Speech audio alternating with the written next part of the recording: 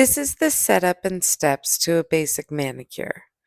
I like to have a manicure bowl out and ready, but I don't fill it up until the client is there so it's nice and warm. That tends to cool off quick.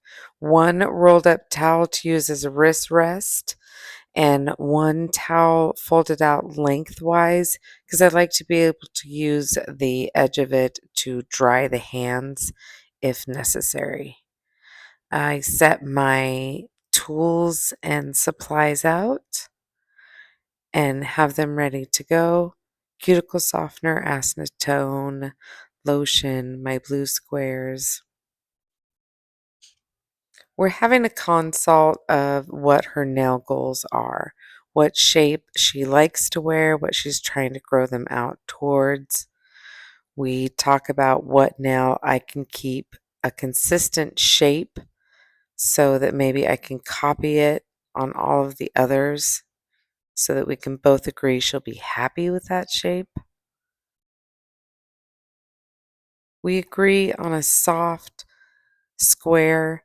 We're going to have a flat edge, a flat free edge, but round the corners because it seems her sharp squares seem to chip.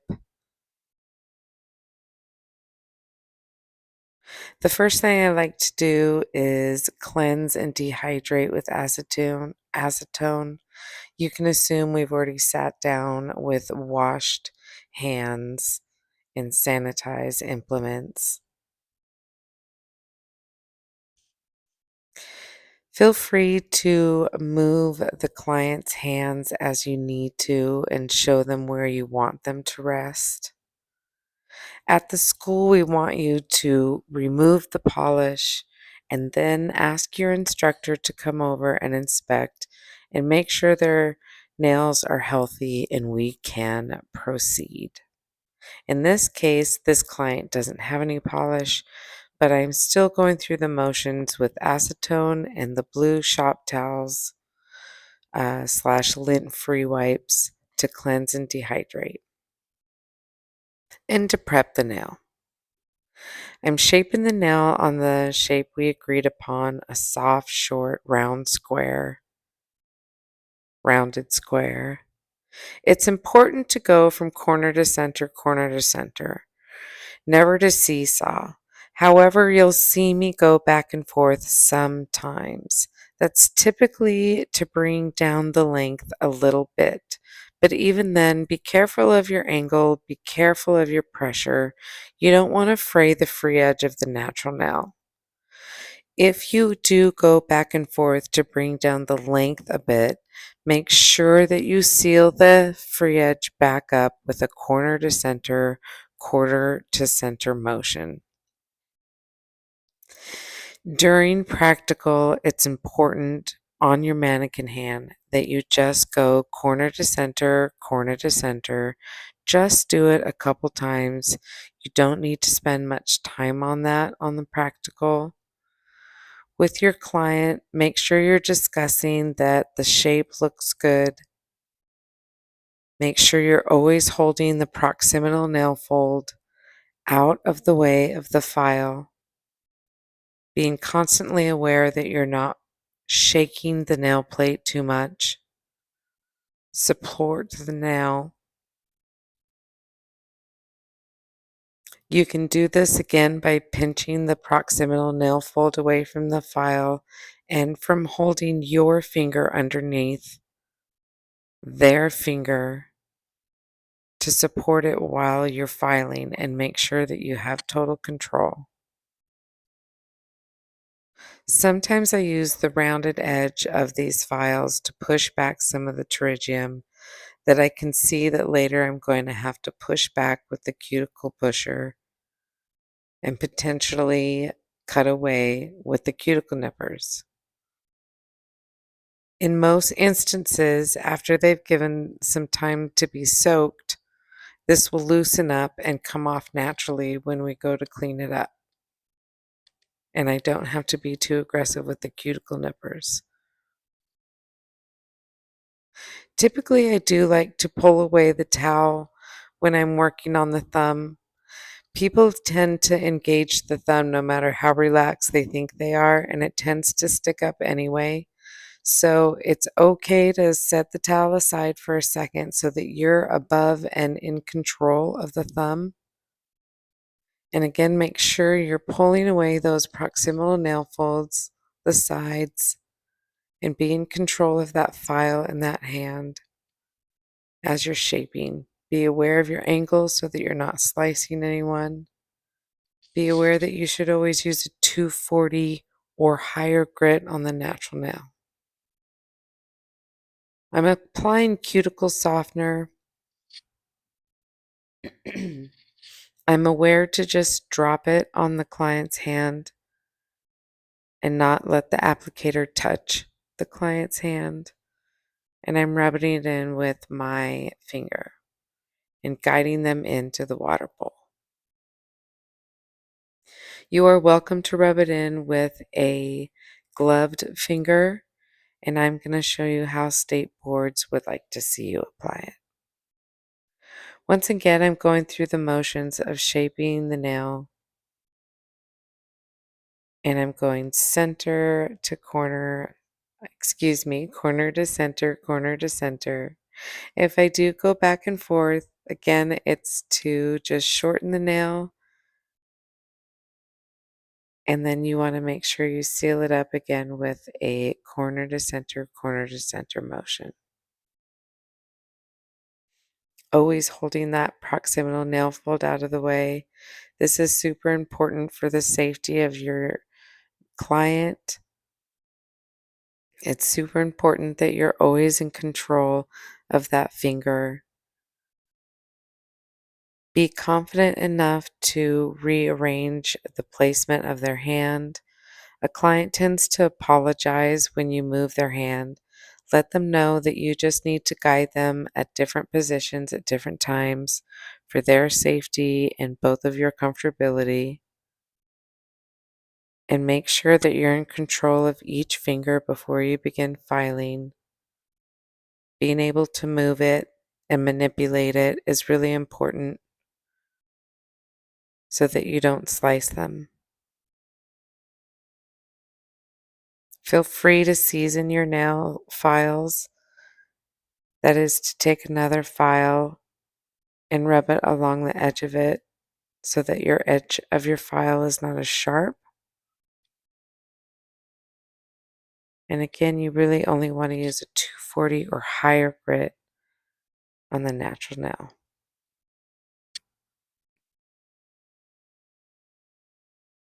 For state boards, you want to take an orange wood stick.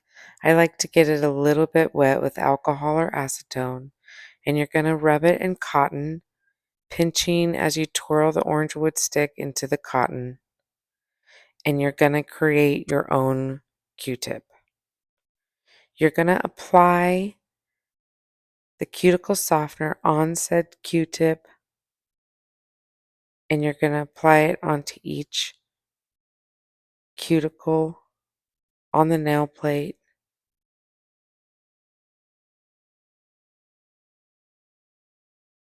And then you can rub it in with the Q-tip that you've just made. But move the wrist rest and guide your client's hands into the water. Make sure that you're drying off the hand. Get in between the fingers too.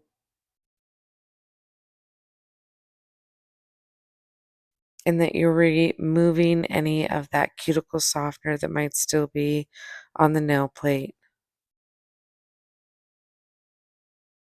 Now you're going to push back just that sticky pterygium that seems to stick behind on the nail plate. Make your motions purposeful. Take your time with this. Be in control of that finger so that that cuticle pusher doesn't slip.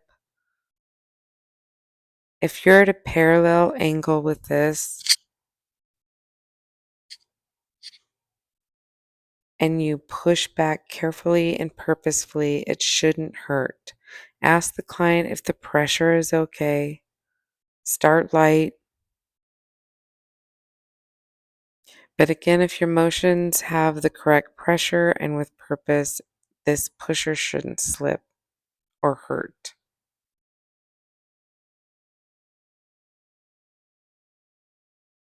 You want to remove any of that pterygium or a dead cuticle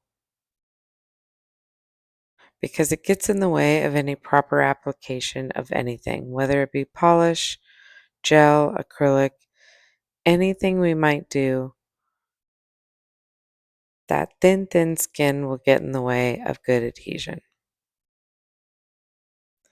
I like to take an orange wood stick.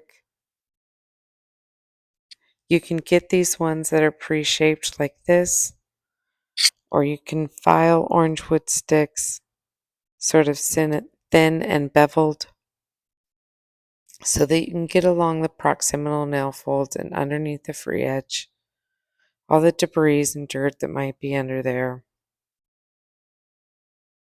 Again, if you do this carefully and connect with your client, asking them about pressure, you can remove quite a bit of that dead skin and cuticle before you even get out your cuticle nippers.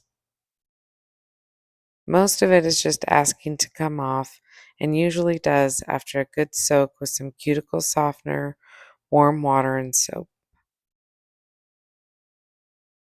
Make sure that when you're cleaning out, you're starting from the center of the nail plate and going down the side of one of the proximal nail folds, repeating that motion of the center of the nail plate down the side of the nail fold, and then going from corner to center under the free edge. Create your pattern, whatever it may be, from pinky to thumb or thumb to pinky. Take note that in the gel world, you want to end with the thumb so that your gel doesn't pull to one side of your thumb while you're painting the rest of the nail. In this case, it's polish, so it doesn't really matter, but picking a pattern that you can be consistent with is a good idea. After I've pushed back the cuticles, I've taken time to get rid of what's dead and asking to come off, I just nip away what I say is white and waving at me. If it's dead and quite literally sticking up or just clearly begging to be cut off, I trim it away. I've never been aggressive with cuticle trimming. It's my understanding and belief that the cuticle, rather the eponychium, it seals away infection from getting into our body. It helps keep us healthy, and I don't like to get too aggressive with it.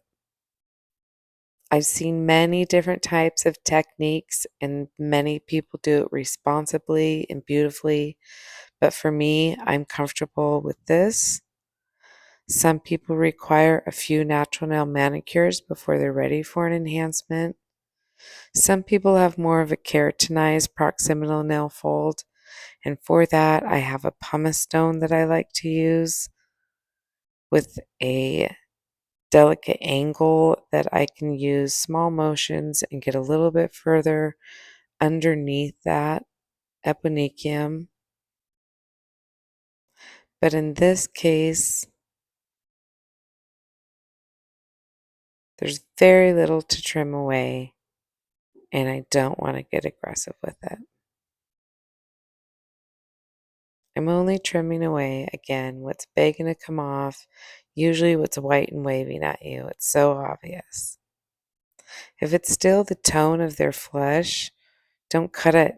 It's alive. It needs to be there. It's keeping that body healthy.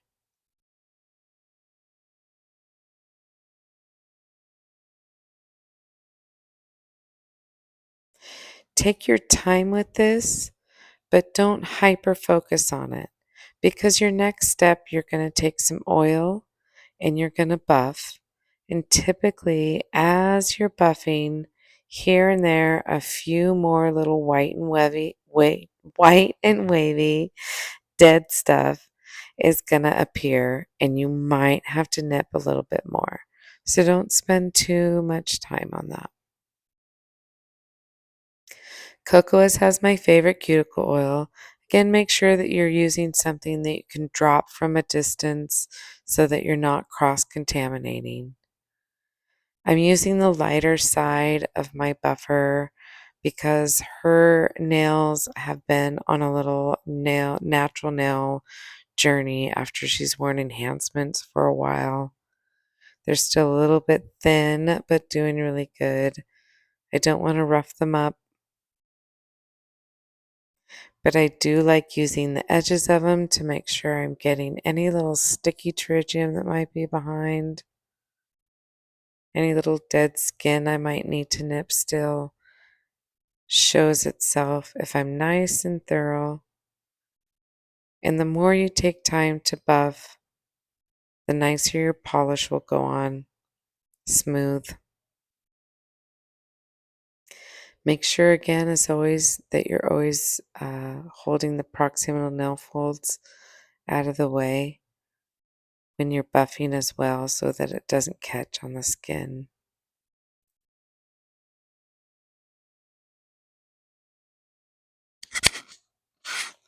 Thoroughly dry the hand, pushing back the cuticles. We're just repeating it again.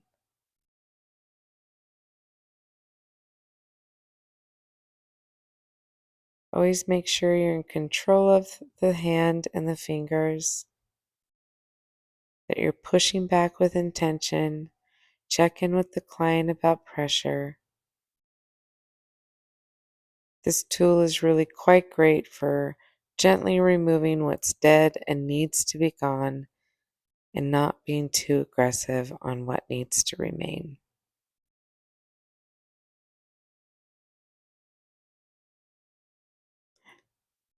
Corner to center to get rid of debris.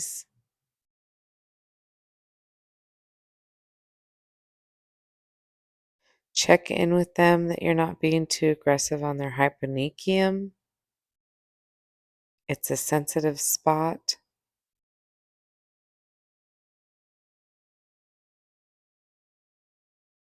In some cases, you might want to cover this with cotton. And in the practical, you need to for this entire step. This will be another place where you have a cotton covered orangewood stick. In the real world, I find that gives me way too many fuzzies, and I cannot live with that frustration in my life. Only cut away what is white and waving at you, what's obviously dead, and make sure you're in full control of each finger as you do it.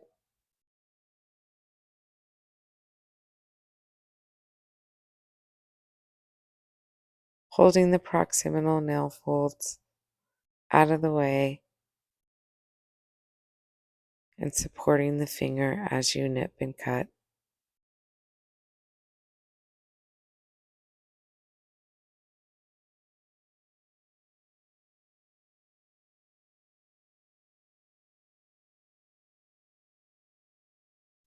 I'm usually working with the middle to the tip of the blade. It's a small motion and a roll. Practice on yourselves and feel this. Feel the pressure that it takes to make the clean cut, not a tugging motion.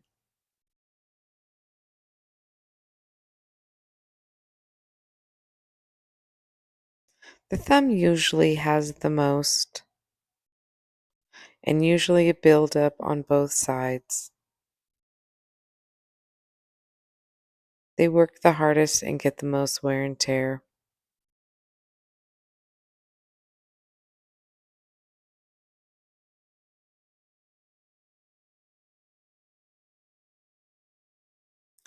Drop on your cuticle oil Jojoba is a great cuticle oil. Olive oil based cuticle oils are great. Almond.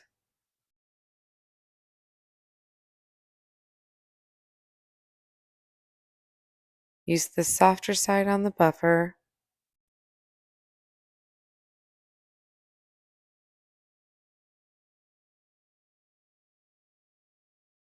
And remember to go corner to center on the free edge if you're sealing it up. And to make sure you're holding the proximal nail fold out of the way as you're buffing so you don't catch the skin.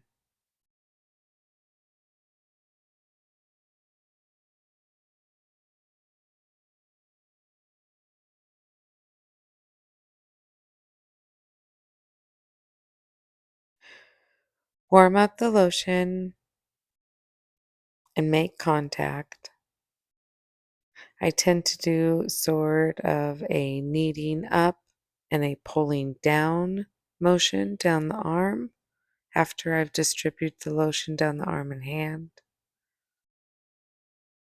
For a basic manicure, I usually say whatever motion you do, repeat it 3 times. And that usually equates to 1 to 2 minute massage. If you're trying to create a longer, more spa experience, perhaps do each motion slower and repeat it more up to 7 times.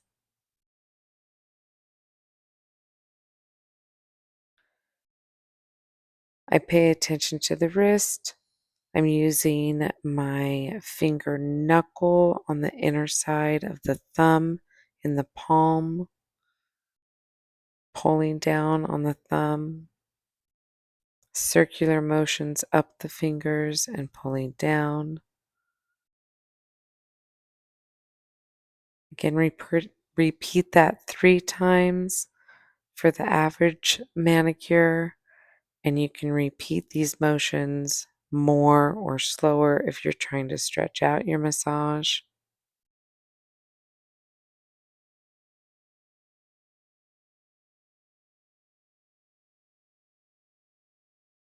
I tend to use my thumbs on the top of the palms, my fingers, on the top of the hands, and my fingers underneath on the palms. Now I'm using the thumbs to sort of stretch out the palms and sort of spread it apart, supporting the wrist and pulling the hand back. Don't push back too far, connect with your client. Now I'm using my knuckles to sort of crawl up the hand and pull down. This is a nice break for your hand too. I work my way up the arm, pull down, and sort of throw away that energy and place that hand where I want it. For practical, I want you to do something like this that looks like effleurage or petrissage, and then I want you to switch to potement. Because for the practical, you need to pick 2 different massage techniques.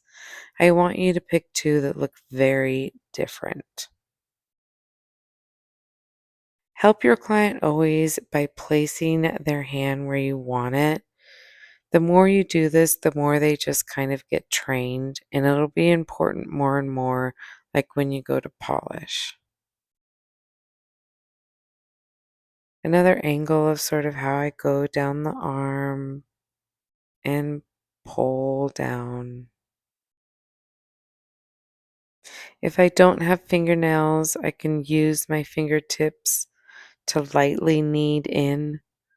And when I do have fingernails, I'll use the side of my fingers a bit for this motion. Always support your client's hands and arm. Let them know that you got them. It's just that much easier for them and you to enjoy this experience. I like to work everyone's wrist because we're all using our hands so much and the wrists get tight.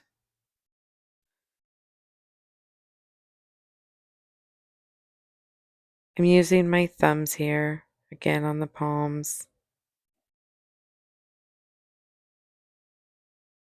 and then massaging the inner side of her thumb,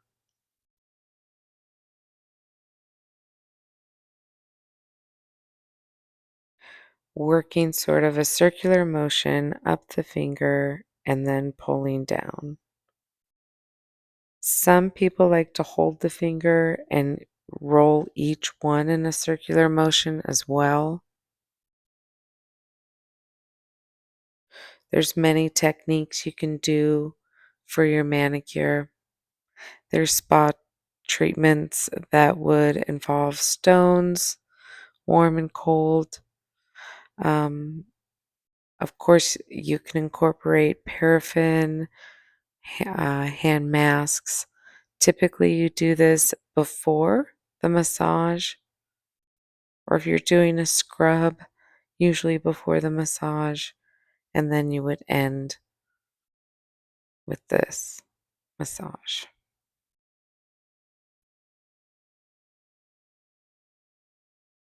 Afterwards, I always like to make sure that I wash my hands. I need to get all the lotion off of my hands before I can cleanse their nail plate and dehydrate it to make sure that their nail polish will stick.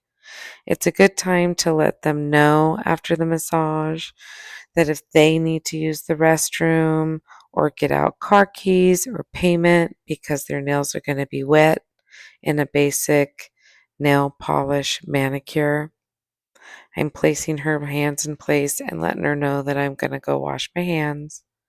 And now I'm taking lint-free blue squares and acetone to dehydrate and cleanse the nail plate.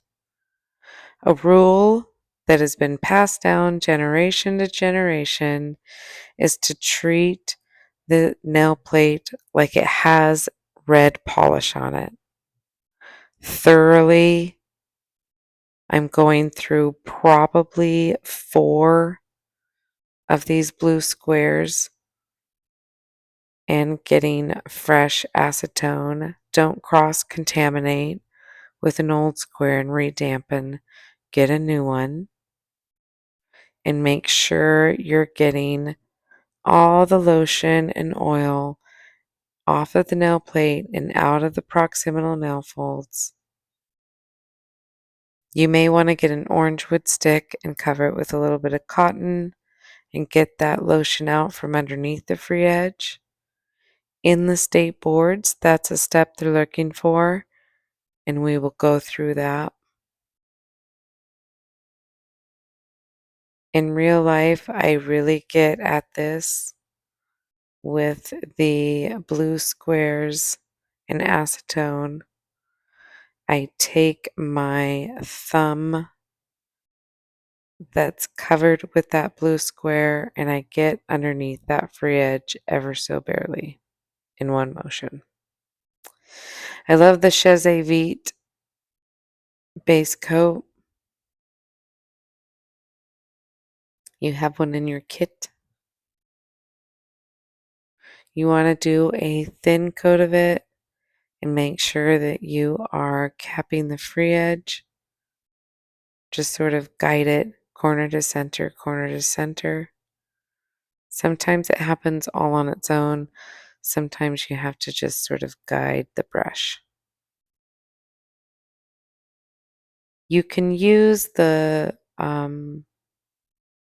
line of light theory even when you're just polishing.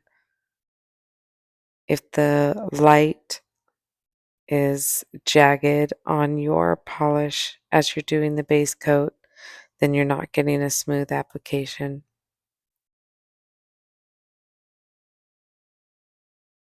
Hold that proximal nail fold. Always have control of the hand. And always leave a little itty bitty space between the polish and the proximal nail fold all around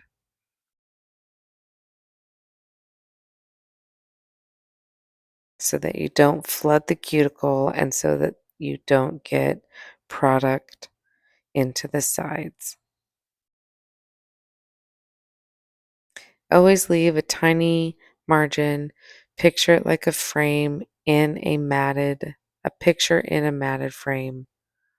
Leave a tiny, tiny space for that matting.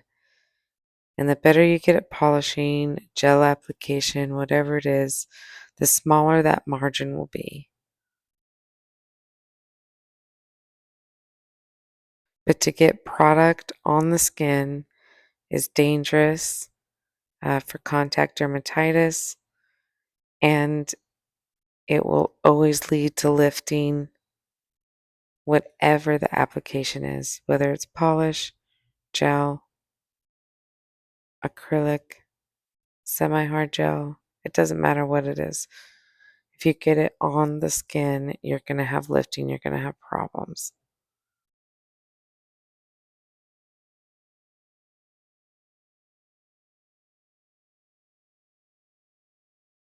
This is just a sheer pink we're putting over it. It's by Essie. It's usually one that I use for a French.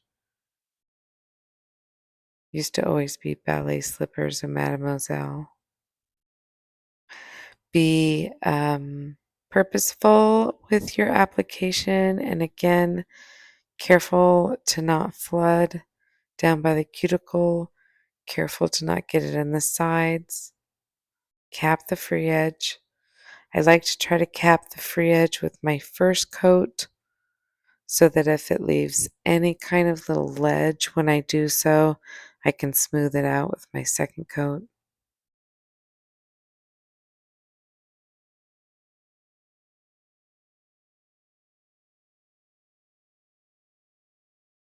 If you get any on the skin, it's worth it to get out your orange wood stick with a little bit of acetone on it and remove the product.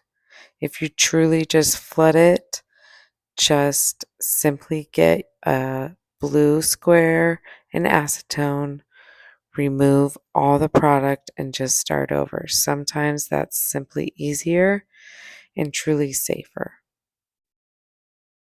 We don't want the client getting contact dermatitis.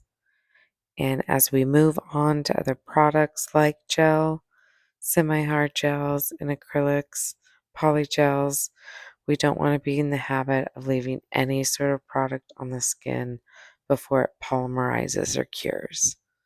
So start now with your polish application and be in full control of where it lands, where it does or does not spread, how thin your layers need to be in order to make sure you are in control of where the product lands.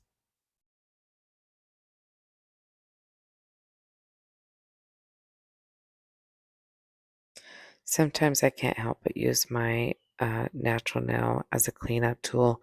Do better than me and always use an orange wood stick. Certainly always do that at state boards.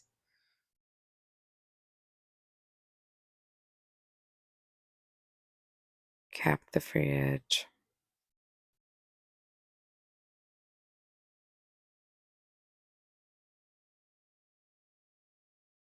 With polish, it's a little more generous of a bead on the brush than it might be with gel, and it's more of a glide than pushing into the nail. I will never say it's a thick layer because we always want to work in thin layers. Again, not only to avoid flooding or making a mess, but also so that things dry in between layers so that they don't wrinkle and so that they again can thoroughly dry.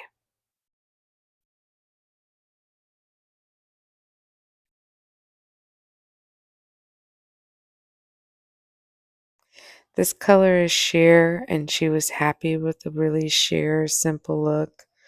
And yet, I just still wanted to go through the motions of doing one more really thin coat of it just for better wear.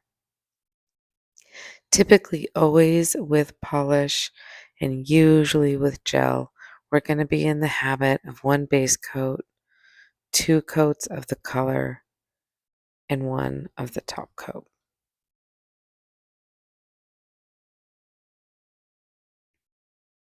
Fuzzies.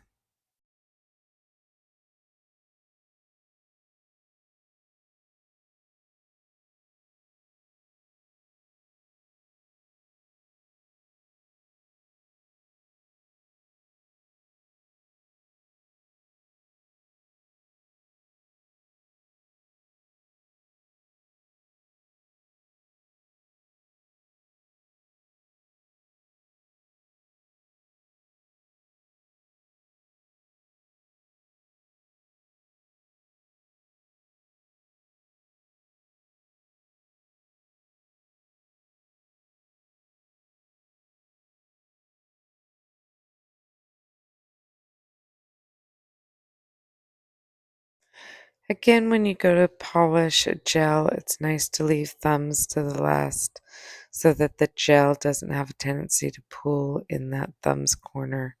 So it is a good habit to go from pinky to thumb. Now I'm using the Chose Vite top coat, my favorite for natural nails. You want to watch and make sure that your top coat looks smooth, that it doesn't have ripples or bubbles in it. If it does, you have probably left some cuticle oil or some lotion in the nail folds, or you have not applied a generous amount enough of the top coat.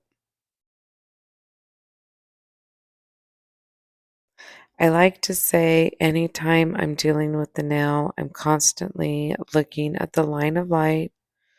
I'm looking down the sides, I'm looking down the barrel, and I'm looking at the arch of the nail with every step of it. It's no exception even when I go to do the top coat. Making sure that everything looks smooth, the free edge doesn't have something hanging off of it.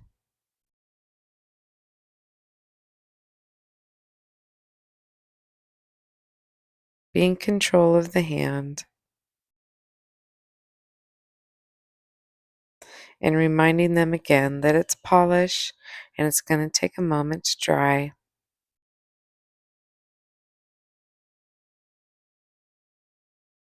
Cap the free edge. That's where it's always going to wear first. Avoiding this step will always make the manicure last shorter, and we want it to last as long as possible. I like to use my finger underneath to pull away the fingertip a bit away from the polish applicator so that I don't get it on the flesh or at the hyponychium.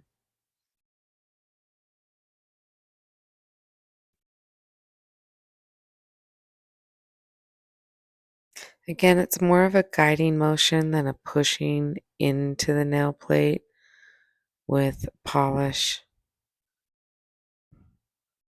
It's more of a gentle application. Let the client know where they need to be so they can dry and take some pretty photos and pictures of them. They always feel like a superstar when you put them on their Insta. Beautiful natural nail manicure.